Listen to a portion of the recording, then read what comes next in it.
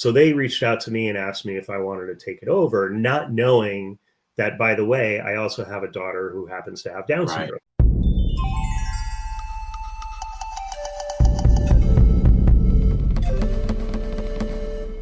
Welcome to another edition of the Dojo Show. I am your host, Sensei Marv, here with another exciting edition for you. I am just awesomely excited to bring to you a good friend and Shihan Phil Lehrman, who is a great martial artist, as well as somebody who's got an exciting program that we want to discuss here today. So with no further ado, I'm going to bring on Shihan Phil Lehrman. Today's video is being brought to you by the Oak City Open Karate Tournament, taking place Saturday, March 15th, 2025 at the Carolina Pines Community Center in Raleigh, North Carolina. Oak City Open is a premier martial arts competition that brings together karate practitioners of all ages and skill levels. This annual event features categories in kata forms, kobudo weapons, and jisin kumite, full contact sparring. Divisions are organized by age, experience, and rank, ensuring fairness and a competitive spirit for all. For more information, contact Sensei Marvin at saint.seerdojo@gmail.com.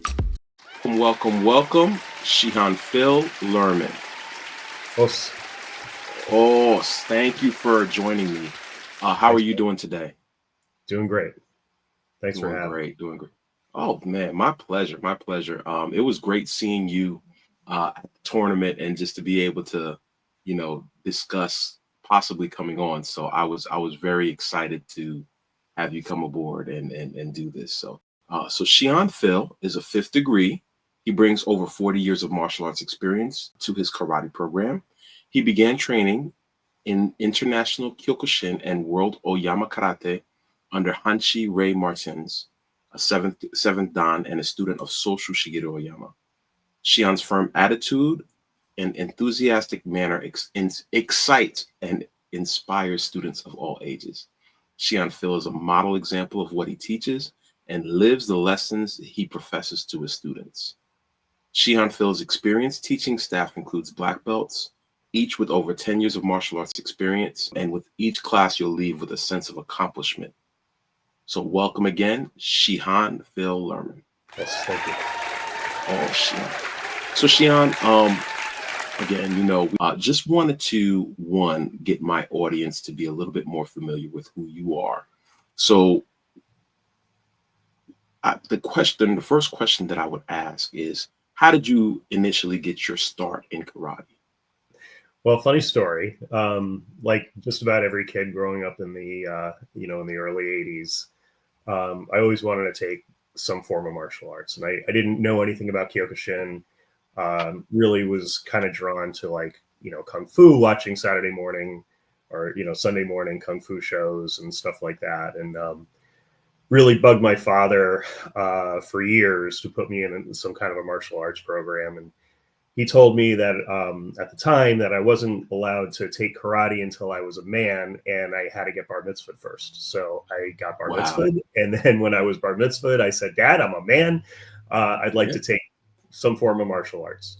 So he said, "Okay." So 13, you were a man, huh? Yeah. He said, "Okay, go down to the local Fairfield YMCA. They have classes there for $5. Train there until you find a real dojo." So I walked in, and that's when I met my teacher, Hanshi Ray Martins. Wow. Who at the time was a 5th Dan, and that completely changed my world. I had no idea what I was stepping into, but I knew from the moment that I walked in that door that was the real deal. Seeing his senior belts and seeing the black belts and, the way he conducted that class from day one was incredibly intimidating, but also incredibly exciting. And I knew that being in that program was the real deal. It's incredible to think, much like you, I started in the Kyokushin ranks, it wasn't World Oyama, it was USA Oyama back in the day, right? The Kyokushin.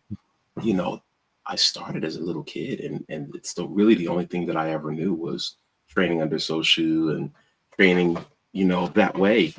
And I really never tried to gravitate to anything else, coming up through the ranks, especially at that time. I mean, it was think I had started when I was about 13, 14 years old. So that's always an awkward time in anybody's life. But for me in particular, just some personal things that were going on in my life, having that discipline and having the confidence that came from that very, very hard training really just changed my life. And, you know, a few years later, Sensei had a couple of international champion knockdown fighters that were fighting, you know, all over the country and actually in England as well. And I became, along with a couple of other people, I became their training partner. So we were doing knockdown training, you know, for 4 hours a day, 5 days a week, where our warm-ups were about 5,000 to 6,000 kicks every day.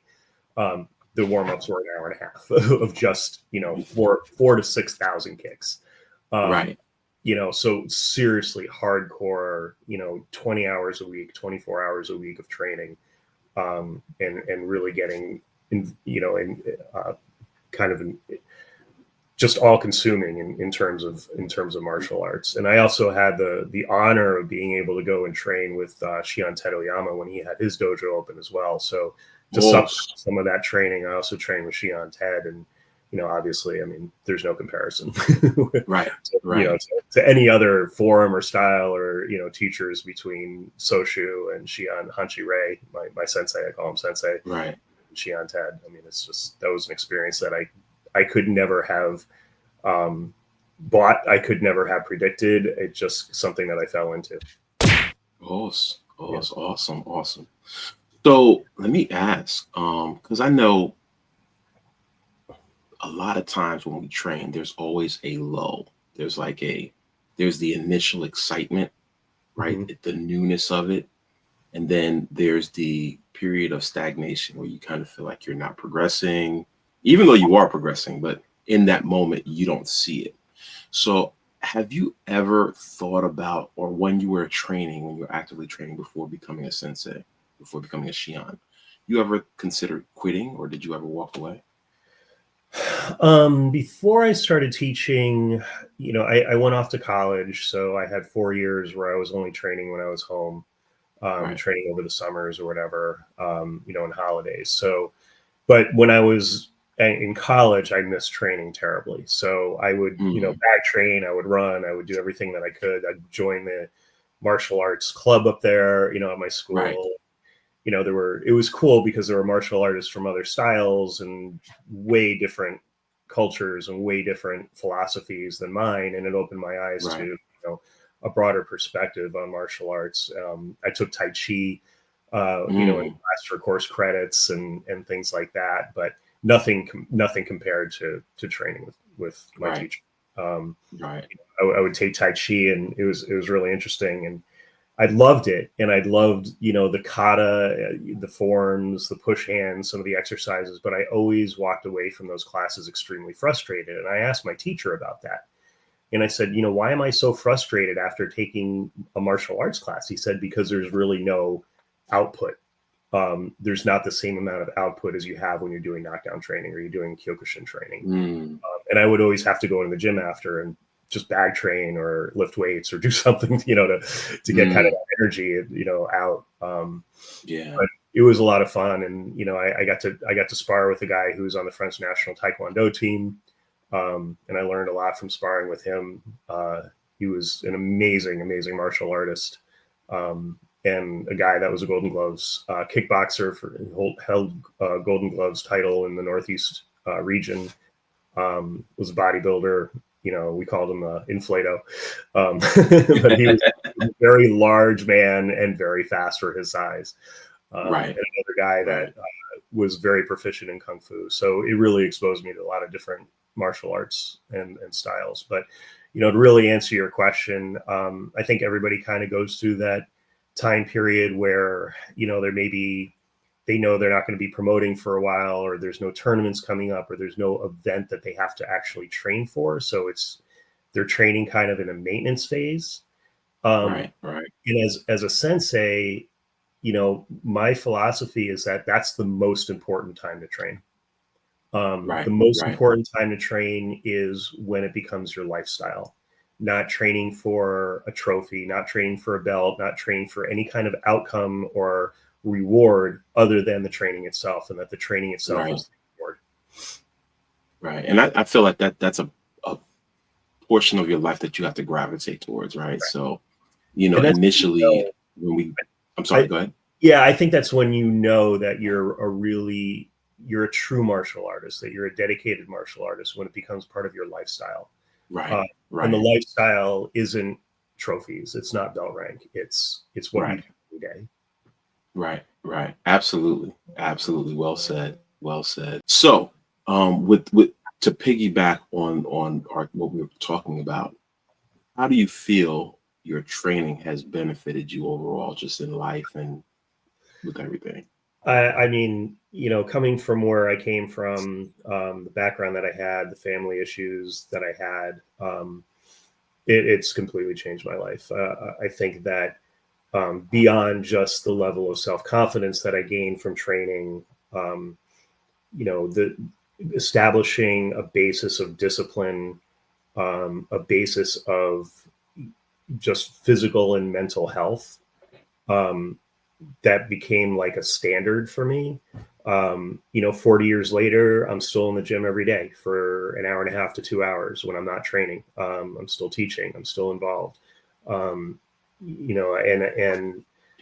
I came from a family that was not health conscious. My father died when I was in my 20s of diabetes. It was something that he was not able to manage, and I watched him deteriorate from it. And I said, I'm never going out like that.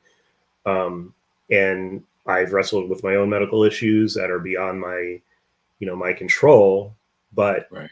maintaining that discipline, practicing the spirit of self-denial, eating right and training hard, and and all the things that go along with being what I would expect of a fifth degree black belt, and that standard of being a fifth dan. I have to hold myself to that standard, and I do that Right. every day, whether I wear my belt or not. Yes. Because I would expect that from my students as well. Right. Right. Right. That's awesome. Awesome response. Thank you so much. Yeah.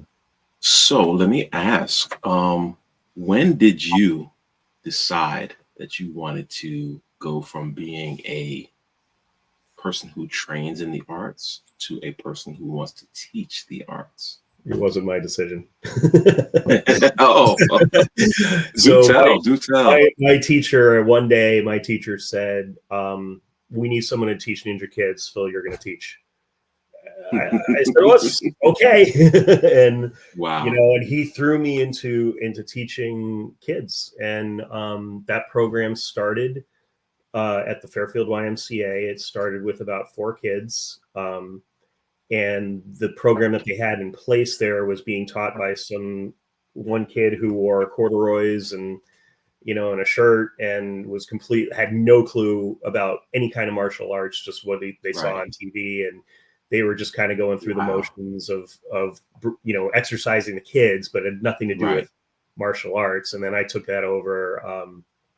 I took over that program and grew that program to about 30 kids. And then the parents started training. And then my teacher, for personal reasons, had to step back. He had some serious health issues with members of his family, and he had to step back. And he Right. gave me the program. And he said, after a while, he said, you're going to teach. So that program exploded. I would have anywhere from 40, 50, 60 people in the class. Wow. Going from 4 kids to that level Right. when I was at Fairfield. And I did that for about 15, 16 years. And then the YMCA kind of changed their policies. We decided to step out of that, and we came to a community center here in Fairfield, in Stratford, which is where I'm teaching now. And a bunch of my students followed me from Fairfield to Stratford. Yeah, that's where we're at now. So it wasn't really my decision, but it was it was kind of like I was told, this is what you're doing, and I kind of gravitated to it, and apparently I don't suck at it. So it's funny because I have my own journey and story as to how I came about the teaching. Part of it was I did have a desire to teach, right? And so I did step out and try to do that, but then quickly realized, like, yeah, sir, you still have a lot to learn, and maybe just didn't have the confidence. It just wasn't the right time. Mhm. But in the moment where I kind of started teaching, it was I think born out of not having the opportunity to train. And I think I've spoken about this on Mm. previous episodes. And it was really more selfish because I really just wanted to train and Yeah. wanted to have somebody to train with. Okay. And so then that kind of was how it was born. But one of the things I will say is I grew so much as a martial artist when I went from training to Hmm. teaching because I had to now think about what it is that I was doing and be able to provide the explanation, the background, the context, really become more of a student so that I could teach it in a manner that is comprehensible, right? So, because I always say it has to make sense, make it make sense. Right. You know, every technique has a purpose. Every move in a kata has a purpose. And, we need to break that down and deconstruct that and understand what it is. So I feel like uh, having to go through that process really made me have to become a better student of the art. Yeah. I think teaching is incredibly humbling because you learn what you don't know when you try to Absolutely. teach it. And the other thing is when you're a student, and I tell this to my students all the time, and it's fine. When you're a student, you take, right? You walk into a dojo and you just absorb everything and you take. You take Right. energy, you take lessons. It's like being a child, right? When you take from your parents. And then when you're a teacher, it's the opposite. It's all giving, it's Right. all output. It's all give. And Yes. it's actually exhausting, right? I mean, Yes. it's way more tiring for me to teach than it is for me to stand in a seminar or go to somebody else's dojo and train. I would I Oh, call it being on the other side of the belt, right? I can go and train for 2 hours, 2.5, 3 hours. Still, at my age, I could still do that, and right. I'd be tired, but I'd be fine, right? But I teach an hour and a half class, and afterwards, I'm like, oh man, I need a nap. Yeah. It's Yeah. exhausting. There's a It's all there's a mental fatigue that goes with that. it's all output, and it's there's a level of responsibility, and you got to make sure that everybody is learning what they're supposed to be learning and that everybody's safe, but Right. also being pushed and challenged in the appropriate way. And it is you I have learned way more as a teacher than I ever did as a student, and my teacher told me I would, and now Oh, I oh. understand. Yeah, and the education is not necessarily a punches and kicks or a technique thing. It's really a more of a self internal understanding the process and then really understanding people, right? Like, because we're in the people business. My guest the last episode, well, not the last episode, the one before, was speaking about he was in the people business, and we really are in the people Sure. business. And you really learn a lot about yourself when you have to teach people at different skill levels, Mhm. at different levels of understanding, at different physical abilities, and you're teaching the same information, but you Yeah. have to uh, come up with various ways to make it make sense to them. And that's part of being outside of yourself, Right. as opposed to the taking and the giving, right? So karate means open or empty hand, right? And Right. the open hand is for giving, it's not for taking, and that's where my philosophy of teaching comes in. Hmm.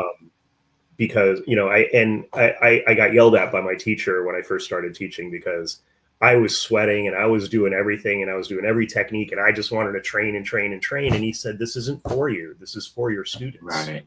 Right. Turn around, face them, see what they're missing. And I was like, oh, Right. wow, Right.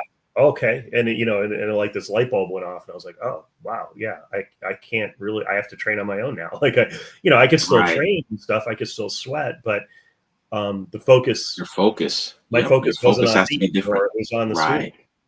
Right, right, right, right. And that I think that's a good sign of a good sensei or a good Shihan, right? So that you're able to focus on that person. Because I know for me, I always have a thing about we do full contact karate, right? What we do is very, very dangerous to a certain Yeah. extent, right? I've had students walk into my place coming from another school and says, hey, my kid caught a concussion at this school and this, that, and I'm worried about that. Hmm. And I'm saying we're a full contact school, and I've never had one of my kids in class catch a concussion. Now, if you're fighting, that may be, in a tournament, it's a different context. But in the school, right, we're supposed to be trying to learn the techniques, teach the techniques, push each other, but be respectful. So I And can count probably one hand the number of injuries I've seen in 40 years. yeah. Like true injuries that require going to a hospital or a doctor. Right. On one hand. And I think that says something about the quality of the teaching. And you're probably exactly the same way, is that, it has to be done in a safe environment. There has to be that level of trust. Otherwise, you can't train to the level that we're used to training at if you don't have that. Right. And I will say there's been one major accident in my dojo. And you know who the person was that got hurt? You? Me. Yeah. Me. I tore my patella tendon in the dojo at a promotion test when I said I wasn't going to fight. But of course, that's a different story for a different day. Yeah. But, again, how did it happen? It was a black belt test, and, I'm pulling kicks and I'm not trying to hurt the person. But in that moment, they were so exhausted, and and a freak accident basically happened. And so that's really the only major accident that I can honestly say has ever happened in my dojo, and I've been around for about 13 years now. So yeah, knock on wood. You're doing it right, man. You're doing it right. Speak a little bit about the populations that you serve in the program, your current program as it stands now, because we talked about kind of how you started teaching and how you grew that program. So currently, what are the demographics of your dojo in its current state? Yeah, so it's kind of interesting the way the dojo has evolved over the years, especially coming from the Fairfield YMCA, through the Sterling House Community Center where I'm at now. It's kind of been the same demographic to a large extent. The population that we have, obviously, we have a lot of kids, and I think the program grows mostly from the kids, and then parents joining or older kids joining. Right. But our program is really very family oriented, and we have adults and we have heavy hitters, and we have guys that want to fight full contact knockdown, and very, very strong individuals. But it's really a very family oriented group. Everybody's very supportive of each other. And it is really, we're kind of a small group now. We're not as big as when we were in Fairfield, but I like it more because I can pay more attention to each individual student. It's kind of easier to teach when it's not, there's not 60 people there. Right. So I appreciate, I don't really make money from this program. It's not something that I do for money. So whether there's, 50 kids or 5 or 50 students or 5, it doesn't make any real difference to me. And that gives me the flexibility to be able to teach the program the way I want and not have to sell anything, not have to worry about people leaving. I want the people that want to be there. I want the people that really want to train. I don't want to have to worry about, whether somebody's going to get upset because they had to do, 50 push-ups or something and walk out of class and never see them again. If they do that, goodbye. I don't care. Right. So, that's fine. And I want the students that are like, yes, I get to do 50 push-ups, and they're going to so that gives me a lot of flexibility. There's no pressure. I have no overhead. So there's no pressure to pay bills off of this or anything like that.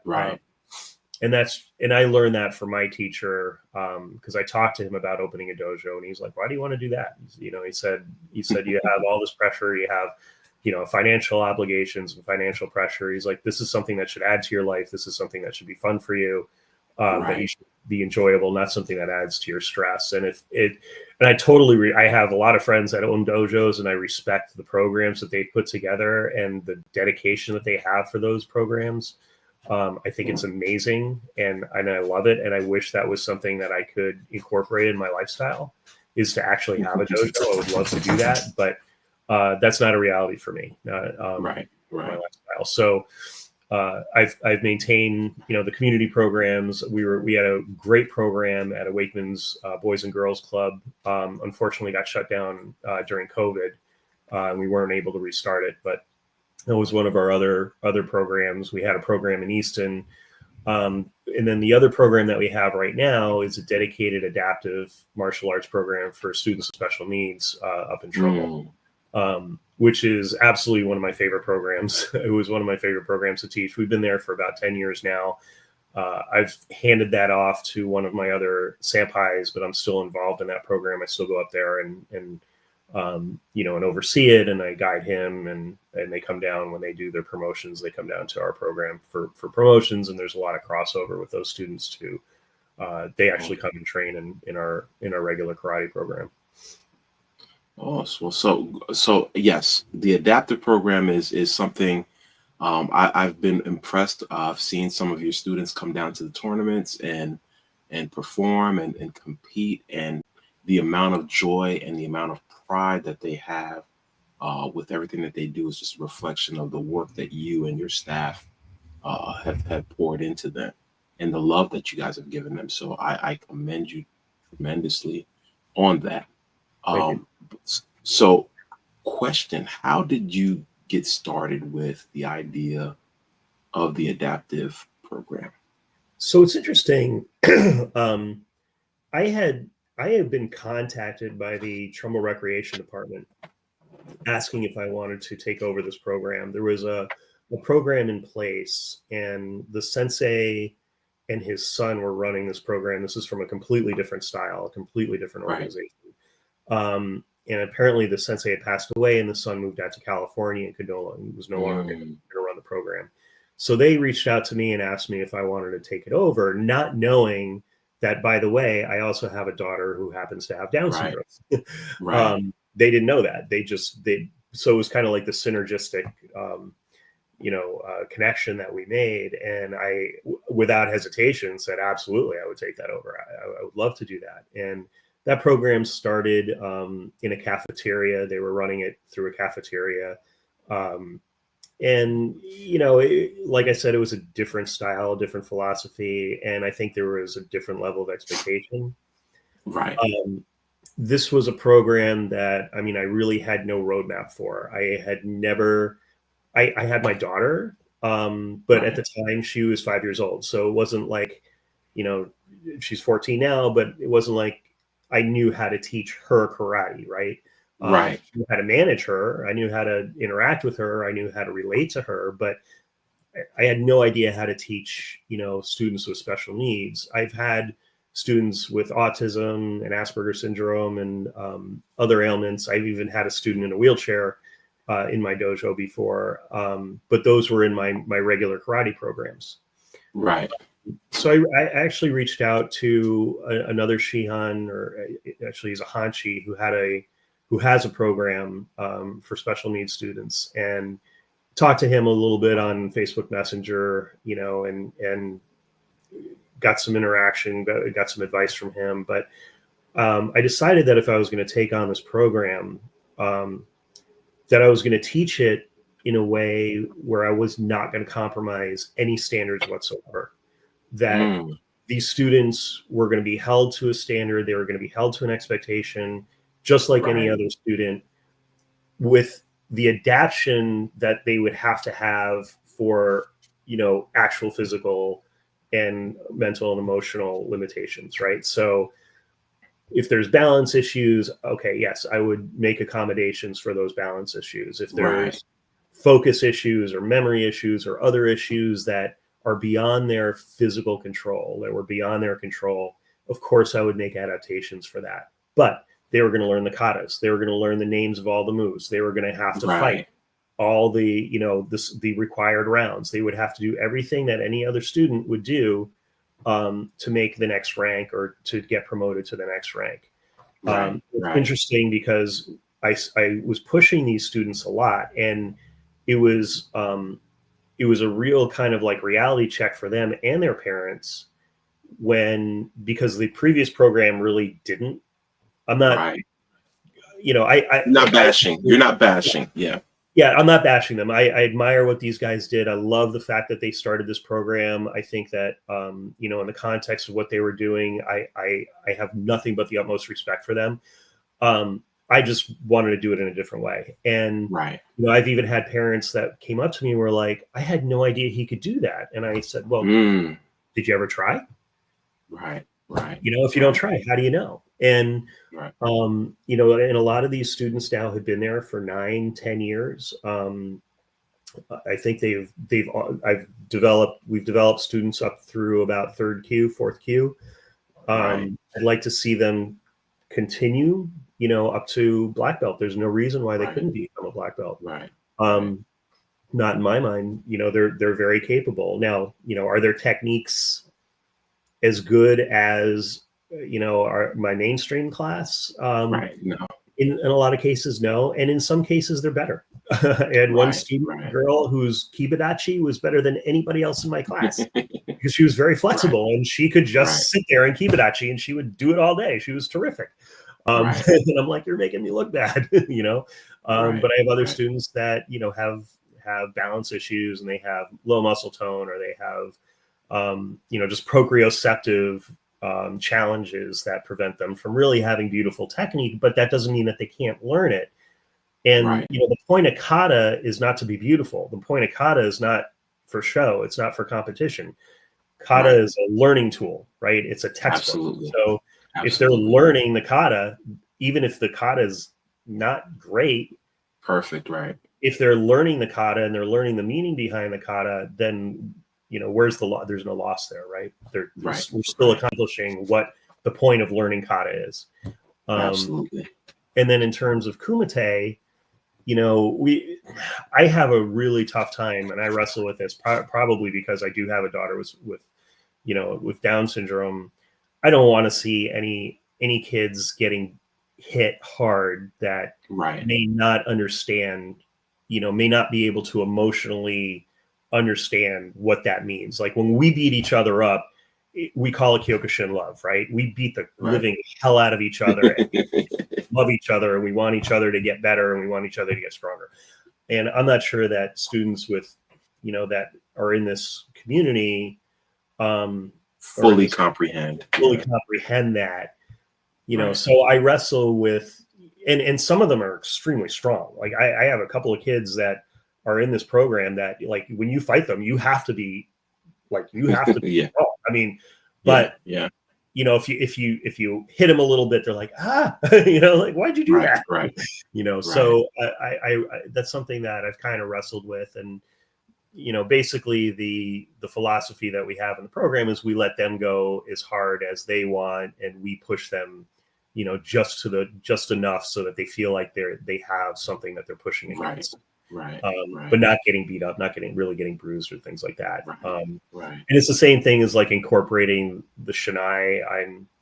My teacher was incredibly heavy with the shinai, and he got that. And I've maybe not so much adapted that, in my regular class, but what I ended up doing is getting a pool noodle and just whacking the hell out of them with the pool noodle, and they all laugh about it, and I'm like, I was stronger now, and I hit them with the pool noodle and they laugh, and it's funny. It gets their attention, and it, absolutely it has the same exact effect as having the shinai, absolutely. Because they hear the smack, but it doesn't hurt. They hear the smack. Yep. Or I like to use the clapper. I do the same thing with my younger kids. I won't hit them with the shinai. I'll hit them with the noodle, or I grab the little clapper, and it makes the big noise, and they they jump for the big noise. So it's like whacking a dog with newspaper, Right. It gets their attention, but there's no harm done. It's awesome. What you're speaking about, and I feel like sometimes even in our quest to help certain individuals, we teach them learn helplessness. And I love the fact that you're pushing them to levels that even some of their families are not aware that they're able to go to. And when we think about like martial arts, we think about karate, it's really to push yourself, right? Like that's really what we're doing. We're trying to push ourselves to levels that we did not know we were able to attain. Exactly. When you get to that that I just remember my brown and black belt tests. You know, you got pushed so far and you're like, I'm never doing this again. Yeah. And then lo and behold, Yeah. you Yeah, know, 20 years later and then 5 stripes later, you're still doing the same thing, you know? So it's like, you know, well, but it's, you know, and in a regular population, you can push people and you can push them and they're either going to quit or they're going to continue, right? They're right, either going to push right, past or they're going to quit. And that's how it's designed. That's why not everybody makes black belt. You know, maybe like 1% of students make black belt, because a lot of them quit. They can't handle it, and that's okay. right, They take what they've learned and they take, you know, the training that they've had and they bring it into their lives and it makes their lives better. And if they leave, but they've gotten something out of it, that's totally fine. If they want to right, continue and they're able to push through that and they're able to get past the discomfort and get pushed in a way that they never thought they would be able to handle and still continue to move forward, then that's what we want as black belts, right? That's who we right, want to grow and to be examples in the dojo. With the adaptive program, it's a very delicate balance because sometimes there are legitimate reasons why a student can't function in the way that you expect them to, right, and it's not right, their fault. Um, right, and sometimes they've learned to rely on their disability, right? And I'm putting that in air quotes because sometimes it is, but sometimes it's not. Sometimes it's an excuse. My daughter has tried that with my wife and I. She's like, well, it's hard for me because I have Down syndrome. I'm like, no, yeah, no, yeah, yeah. bullshit. You've learned to use that excuse, Yeah, right? yeah, that's not Because fine. you get an easy out somewhere, maybe in school or Right, you know right. with a And friend, and then you like she's tested that on us yeah, several yeah. times, and And they're neither so of us. perceptive, right? Like you don't realize how perceptive they are. They pick Oh yeah, up on these things. oh yeah. Well, I mean, my daughter's like, you know, she's a superstar, and she can be she knows how to push buttons, and she knows how to, you know, how to get people to do things for her. But you know, the Right, right, reality is that it's a very delicate balance, and it's a very fine line between, you know, are they actually having a problem that they can't control, or is this something that I can push them through and learn and right, teach them to be able to overcome? And you know, it's like if somebody has a broken leg, I can't expect them to go out and run a marathon, right? So, um, how do I push somebody in a different way, and how do I move them and grow them and keep them, you know, growing and moving forward, if they're not able to do certain things, or you know, and a lot of it is like it's just being uncomfortable. You know, mm, I've had some students in that program that are not used to being uncomfortable, and the moment they became uncomfortable, they wanted to quit. And that's not something that is harmful to them. It's not something that, you know, is dangerous in any way. If it's just having them stand in a stance for a certain amount of time and they don't like it, and they've never been put into a position where they had to be uncomfortable and had to not alleviate that discomfort, um, and they've wanted to quit for that. And you know, mm, so it's a very difficult, um, kind of line to navigate as to, you know, do I keep pushing them and risk them quitting? Because I don't want, right, you know, the adaptive kids, I don't really want them to quit. I want them to continue and be able to grow right, at their own pace. You know, or do I keep pushing them and push them harder and right, see how far they can go before they do quit? You know, so right, it's a fine line. And like I said, when I first started out, I didn't have a roadmap. I had no clue, you know, how I was going to do this, or you know, how these guys were going to be able to function. And they have exceeded every one of my expectations. All of them have yes, exceeded my expectations. And what we get back from them, you know, as teachers, is tenfold from what oh, we get back from my mainstream students. It's absolutely, just the level of appreciation and the level of dedication, and you know, traveling this journey with them and being on this road with them. And I say that as, you know, as a sensei, it's one thing to guide other people, but you know, for the adaptive program, this is a journey that we're on together. You know, it's something new right, to me, And every time they rise up to a certain level and they achieve a certain, a certain rank or a certain level, now I have to think of, okay, what's next for them? What am I, how far am I going to be able to push them? I know as a fifth dan what I can do for my, my mainstream class and my mainstream students and my black belts. I know where they're going next. But for the adaptive class, I'm like, am I really going to be able to push them, this far? Are they going to learn Kung Fu? Are they going to learn Kodi Gochushiho? Are they going to learn, all these very complex katas? Are they going to fight 15 rounds? Are they going to do, what's next? Like how far can I actually push them? And I don't know. And that's why we're on this journey together and we're learning together. Oh, it's always fascinating how like I can have these exciting, dynamic conversations about so many different things and how karate can just touch and impact every aspect of people's lives. My son used to get mad at me. Karate is life. Like every lesson would like go back to a karate lesson of some sort. He'd be like, but it's incredible how karate can really touch on many different life situations and can impact life situations. But with that being said, I know if somebody wants to find you, if somebody that is listening to me is in the Connecticut area, whatever, how would they be able to find you? So the best way is probably through Sterling House. There's Sterling Community. They just rebranded to Sterling Community Center in Stratford. That's where the majority of my program is. We also have a website. It's a Google Sites. I can send you the link if that's helpful. Yeah. Actually, I did send you the link. So yeah, you can. Yeah, I can blast it on the screen there. Yeah. So yeah, I mean that's probably the easiest way. And are you currently accepting students? So it's funny. When I first started teaching at Sterling House, they asked me what my limit was going to be for students, and I said, "Oh, there's no limit." Like I said, if I have 4 or 40 students, it doesn't matter to me. Right. 400, you'll make it work. Yeah, I'll make it work. I never put a cap on it. 400 might be I agree. I agree. Well, Shihan Phil, thank you so much for joining me. Thank you for speaking with us today. I've learned a lot about your adaptive program, and we've really just enjoyed. Hopefully, one day I can bring you back, or if you have anything that's going on, just let me know.